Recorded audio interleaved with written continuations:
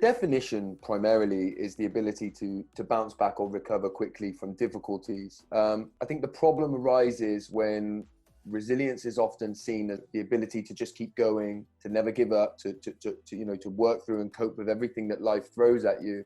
And I think when we look at it through that lens, it can become quite problematic.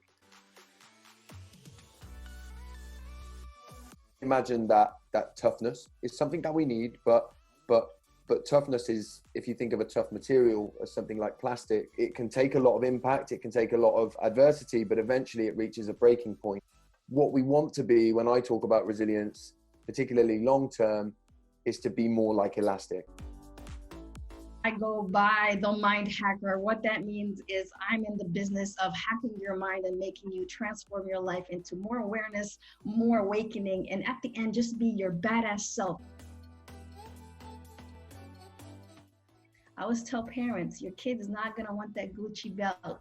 They're going to want the hug they never received. And if you could try to fill this body up, with this void up, but the void is not being filled. And that's because you need to go within and heal the inner child.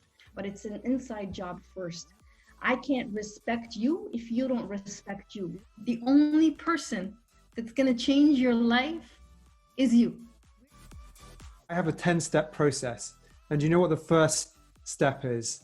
It's mindset. If you do get stuck on that treadmill, you go to university, you go to school, you go to university, you get a job, and then you get another job, and then you get a house and a mortgage and family, and suddenly you have all these things to support. And then anything that threatens that feels absolutely catastrophic.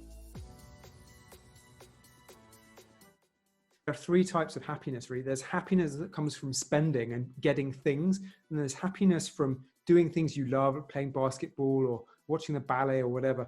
And then there is happiness from being part of something bigger than yourself. Health and relationships and money, they are this eternal triangle that underpin everything.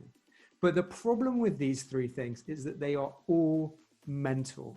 A lot about financial well-being is about putting on your adult pants, no matter how painful it is. And I promise you, once you go through that pain, you'll be like, well, at least I know where I am. And that's when you can then start to do something about it.